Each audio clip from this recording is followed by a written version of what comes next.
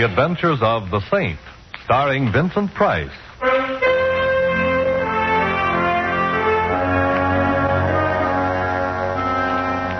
The Saint, based on characters created by Leslie Charteris and known to millions from books, magazines, and motion pictures. The Robin Hood of modern crime is now transcribed for radio, starring Hollywood's brilliant and talented actor Vincent Price as the Saint.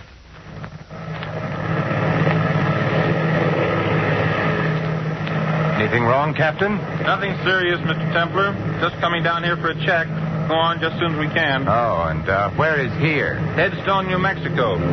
Used to be a big silver mining town, but now it's just another little town, I guess. Although I did notice there's a carnival playing over on the edge of this emergency landing strip. Well, how long are we to enjoy the hospitality of Headstone? Oh, 2 or 3 hours. Long enough to see the town, have dinner if you like. We're sorry to delay you, sir. Oh, it's all right, Captain. I'm seldom bored in a strange town. Well, you better go back and fasten your seatbelt, Mr. Templar. We're coming down now. Right, I'll see you later.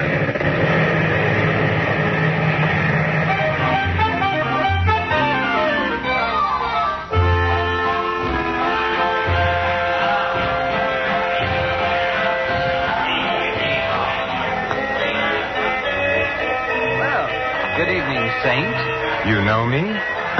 Yet I don't seem to recall your face. Harry Kelly, and you don't recall my face because we've never met, but I've seen many pictures of you, and so I recognized you immediately. Well, that's very flattering. Tell me, Mr. Kelly, how can I get into town? You can find a cab on the other side of the carnival. Planning on staying long? Not at all. Should I? On the contrary, I was just going to suggest that I doubt if Headstone would welcome the presence of the saint. Just a friendly remark, you understand. Oh, naturally. And if I may be permitted a friendly question, why are you telling me this? Just an interest in the continued health of my fellow human. If you have any trouble in town, look me up. Anyone can tell you where to find me. Look, the big show is just about to start. See little Fatima, the girl who shakes and shivers like a bowl full of jelly. Only 1 dime, 10 cents, the 10th part of $1. Hurry, hurry, hurry. Step right up Learn here. what the stars hold for you. I read the past, the present, and the future. Learn your fortune, young man. I already know it, Grandmother. I'm destined to meet a tall, dark, and beautiful woman. I'll settle for nothing less. I see strange lines on your face, young man. Huh? I will tell your fortune without charge. Give me your hand. I see danger. Beware of a blonde young woman. She will bring you death. There are worse ways of dying, Grandmother. I see danger. Much danger for one with a halo about his head. Blood and death. Unless he travels, I see... I think I'm beginning to get the idea. You might tell your crystal ball that I'm beginning to be interested. Goodbye, Grandmother, and may the saints bless you.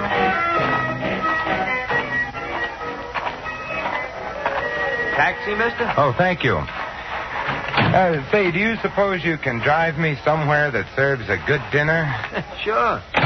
Silver Dollar Hotel. Oh, fine. You know, I was just sitting there communing with nature about how many guys there are who blow their wad to watch some dame do a hula but won't spend a dime on a hack. Do I detect a touch of Brooklyn? How could you miss? That's me, chum. Ziggy from Flatbush.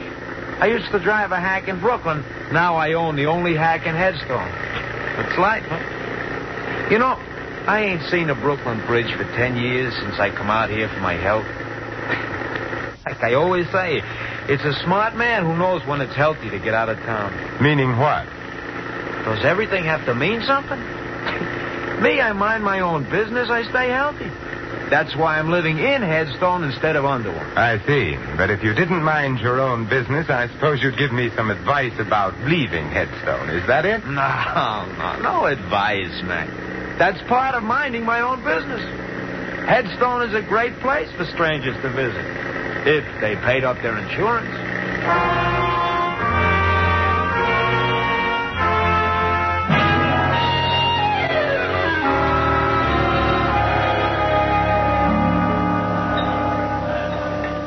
Here you are, waiter. Very nice dinner. My check, please. No, thank you. Keep the change. Hello. Well, Well, this is a surprising hotel. First a beautiful dinner, and then an even more beautiful blonde. May I sit down? Oh, by all means, Miss... Betty Connelly. You're Simon Templar? I should have worn my dark glasses. But now that the truth is out, you might as well call me Simon. All right, Simon. Now, how did you know who I am? Now, don't tell me that you were just passing and recognized me. Well, Ziggy told me that you were here. He owns and drives the taxi here in Headstone. I know I shouldn't look a gift blonde in the hair, but why did Ziggy tell you I was in here? Well, Ziggy knows that I need help, and he thought, well, that is, since you're the saint, you might help me. Well, I have been known to help beautiful blondes on occasion. But tell me why you should need help, Betty. Someone's been trying to kill me. Oh, there should be a law against that. Are you sure? I've been shot at twice, and everybody here has been very unfriendly, except Ziggy and a man named Harry Kelly. I've noticed the unfriendliness in this town. But being unfriendly towards you is obviously an indication of insanity. Oh, please don't joke about it. I'm frightened. All right, my dear. Now tell me about it. Well, my father was known as Silver Slim Connelly. He lived here for years, but he sent me east to school when I was very young, and I didn't come back here until recently. My father died about a month ago. Oh, I'm sorry. He was broke, and all he left me was his old silver mine. He called it the Betty Mine, after me.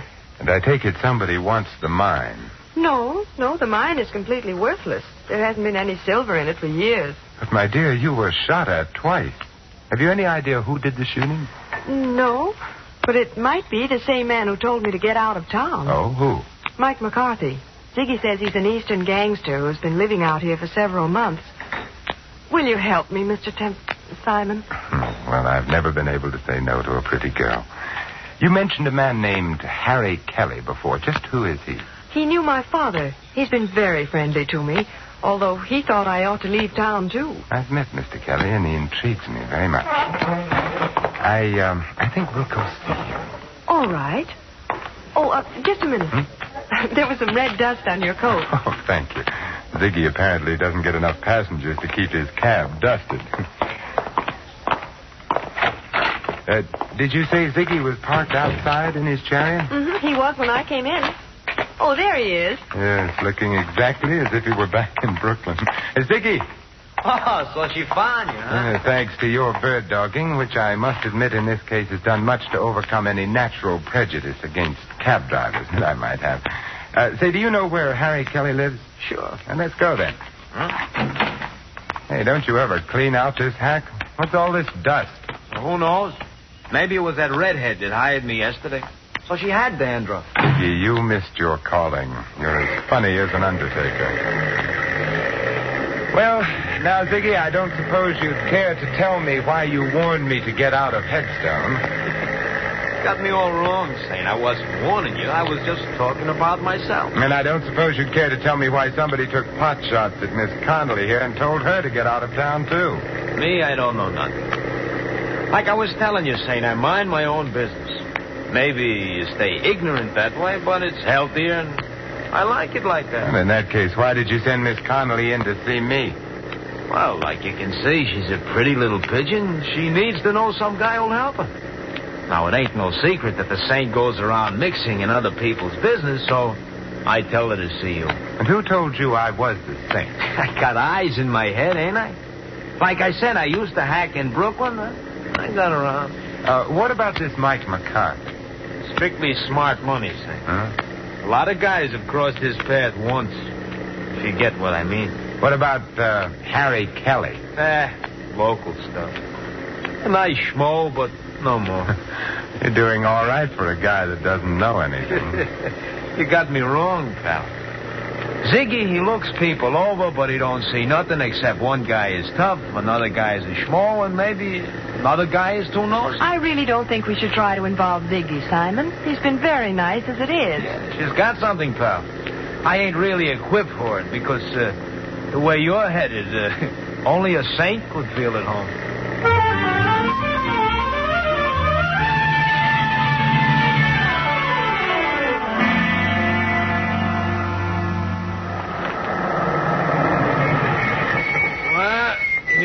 Saint. Kelly lives on the first floor in the rig. Oh, thanks. Wait for us, Ziggy. We've got a couple couple of other calls to make after this. Don't worry, I'll wait. If you get in any trouble, just yell. Then I'll drive over and tell the sheriff I heard somebody yell for help. Oh, thanks, pal. Come on, Betty. Well, I hope our friend is in and that he talks. Yes.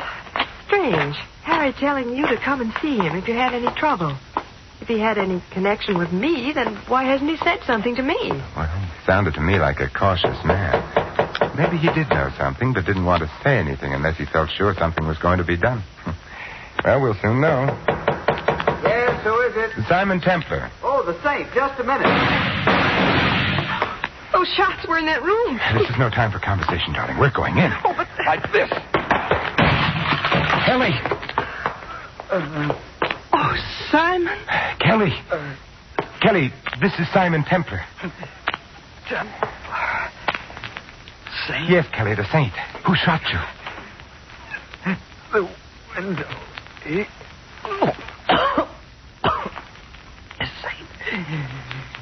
The mine.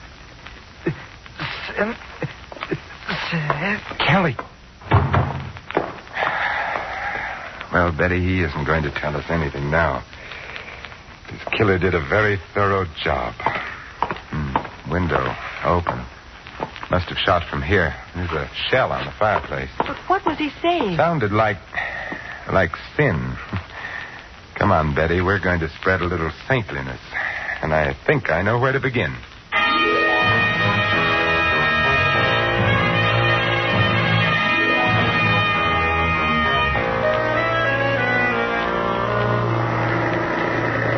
Ziggy, didn't you hear anything? Well, I noticed some noise, but like I told you... I know. You mind your own business. Are we going to the sheriff's side? No, not yet. Ziggy, who's the assayer in this town? Old man Matthews. The office is closed now, but he lives right ahead there. That big white house. Okay, stop there. But Simon... I'd like to satisfy a little curiosity about that mine of yours. I'll be right back. You stay in here, Betty.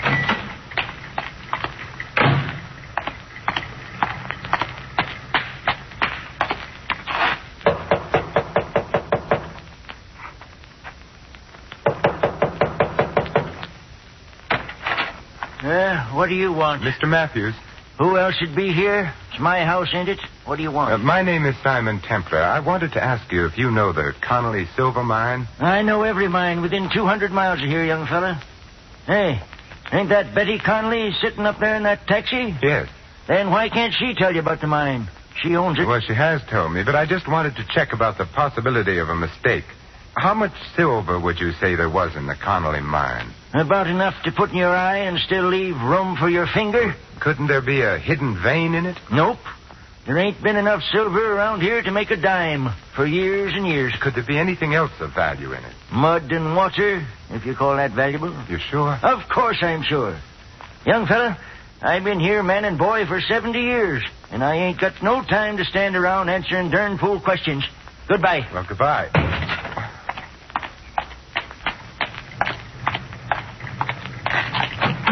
And Betty, you may be right. Old man Matthews says the mine is worthless, too.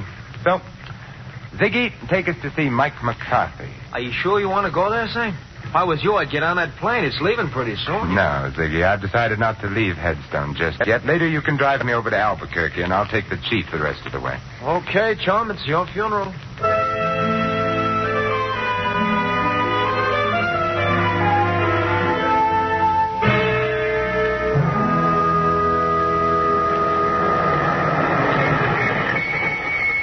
Simon, please be careful. Don't you worry, Betty.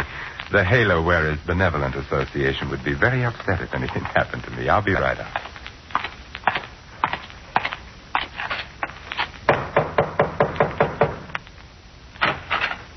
Yeah? I'm looking for Mike McCarthy. Well, you found him. It's my Boy Scout training. It never fails. My name is Simon Templar. The Saint? I've been known by that name. So what? That's a very interesting question. I must try to think of an answer sometime. Meanwhile, I thought you might like to know that I heartily disapprove of your telling a certain Miss Betty Connelly that she ought to leave town. What's a girl to you? That's my business. I could make it mine.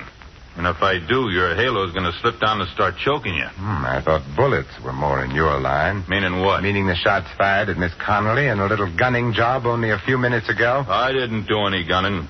But I'm liable to if you don't beat it. You sound so sure of yourself, Michael. That's because I got more in my hand than an itching palm. That's a very pretty gun, Mike. But I'm very much afraid that nothing will satisfy my curiosity short of knowing why you want to get Miss Connelly out of town. I got answers for nosy eyes. 6 of them. I just stand right there. Stay away from that desk, Saint, or I'll... Don't worry, Mike. I have no interest in the desk at all, but I do have an interest in Miss Connelly. And now, Michael, I'll bid you adieu.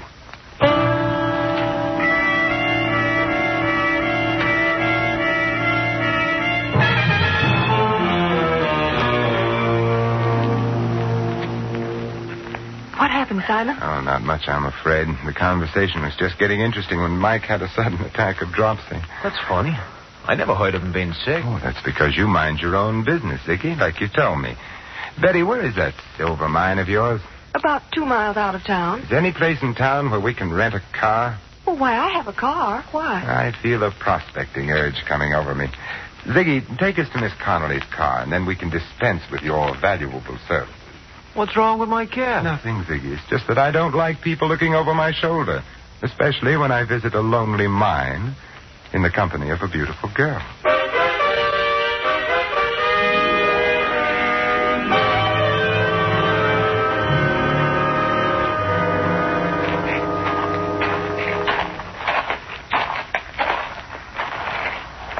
Well, here's the Betty mine, although I don't know why you want to see it. Frankly, I don't know either. But as long as I'm here, I might as well take the 40-cent tour. Certainly, sir. Right this way. This old cable car goes down into the mine. All we have to do is stand on the platform and pull the cable. It works with balanced weight. Clever, these 49ers. How far down? On the 40-cent tour, we give the exact distance. 354 feet, 6 inches. Thank you. And thank you for having electric lights in a mine that hasn't been worked for years. Oh, the mine has its own battery. See? Here's a bulb on the car. Shall we go down? What are we waiting for? Let's go. Maybe the light will go out. Just hold it like that. I've been waiting for you two. Well, Michael McCarthy, I was wondering if we were going to have your company. And this time, wise guy, don't try anything. Don't tell me, Michael, that you're going prospecting with us. I'm riding down with you, but I'm coming back alone. Start the car down, Saint, but don't try no tricks. You have a suspicious mind, Mike. Well, here we go. Call out your floors, please. Mezzanine, ladies' underwear, galoshes, and accessories. You'll be singing a different tune pretty soon, Saint. You both had your chance to leave town your way. Now you're going to leave my way. Oh, Simon, I'm sorry. Oh, don't be, Betty. This is my first ride on an open cable car. And it'll be your last. I wouldn't be too sure. Unless that cable breaks before we get to the bottom. What are you talking about? Sucker! It's a little crowded here for a 1-2, so I guess a 1.5 will have to do.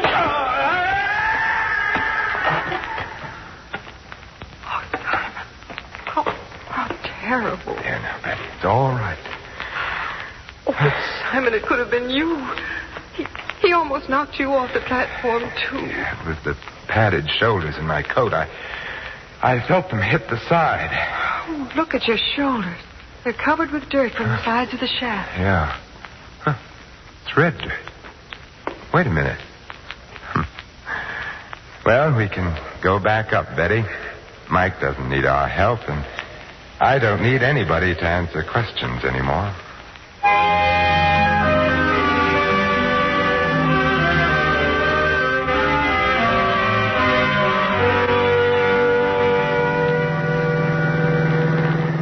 Simon, I'll never understand you. Why did you look at the dirt on your coat and say you didn't need any more questions? Because that dirt was red sulfide, Betty. And it explains why Mike was so anxious to run you out of town. Well, I don't see how. Red sulfide is used in paint, but that doesn't make it valuable. Red sulfide is also cinnabar ore, from which we get mercury, and that is pretty valuable. Evidently, your mine is rich in cinnabar, so it's worth a lot of money, Betty. Oh, then that was what Kelly was trying to tell us when he said sin. Yes, he was trying to say cinnabar. How can I ever thank you, Simon? Well, I have a couple of ideas on the subject. Oh, but now people would say I was chasing you for your money. So, I guess you can just see me off on the train. We'll stop in town and have Ziggy drive us to Albuquerque. Oh, but I'll drive you. Now, I insist on taking a cab. I don't want you coming back alone. I may want to change my mind about fortune hunting.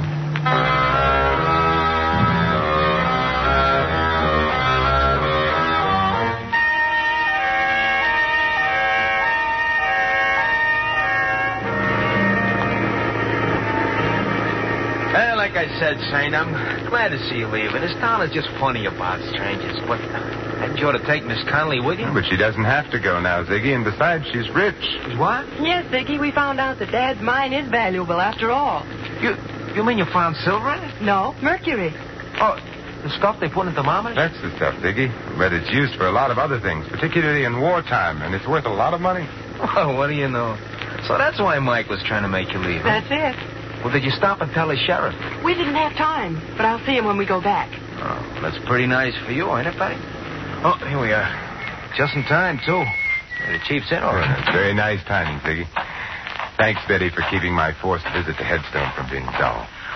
Oh, Simon, well, why don't you stay in Headstone? I won't know how to run the mine or what to do with the money or anything. You'll learn, Betty. You know what to do when you get back to town? Yes, but will the sheriff believe me? I mean, about Mike McCarthy killing Harry Kelly. I don't think he will, since Mike didn't kill Kelly. But Kelly was shot with an automatic. It ejected a shell on the fireplace, remember? But Mike McCarthy carried a revolver. You saw it. Yes, but will the sheriff... Oh, the sheriff will believe when you show him that the gun that killed Kelly is in Ziggy's pocket. What?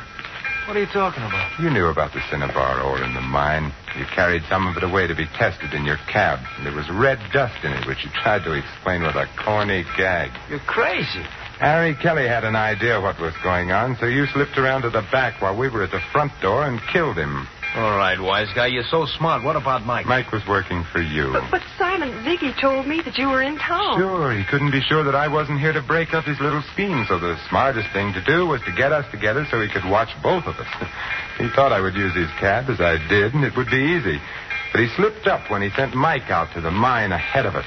Ziggy was the only one who knew where we were going. Okay, pal, you asked for it. This time, we tried to... Like you said, pal, you should have followed your own advice about minding your own business. What? Well, he's all yours, Betty. The gun that killed Kelly is now on the seat beside him. All you have to do is turn the body and the gun over to the sheriff, and from there on in, he'll mind Ziggy's business for him. But, Simon... Don't worry, Betty. I'll stop back someday to make sure that Venus is in conjunction with Mercury.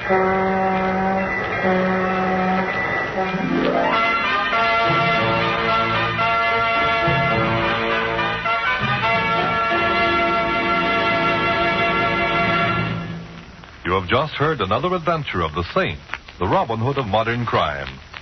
Now, here is our star, Vincent Price. Ladies and gentlemen, how many times there have been men just like Ziggy, led into crime by insatiable greed, forgetting the simplest truth so aptly phrased by John Dryden. Murder may pass unpunished for a time, but tardy justice will o'ertake the crime. This is Vincent Price extending a personal invitation to all of you to join us again next week at this same time for another adventure of the Saint. Good night.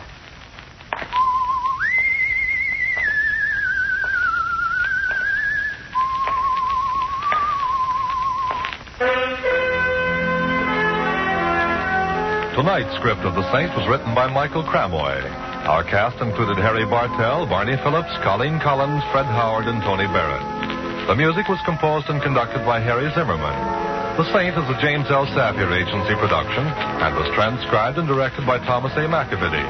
Don't forget that the Saint comic books are on sale at all newsstands. Your announcer, Merrill Ross. This is the Mutual Broadcasting System.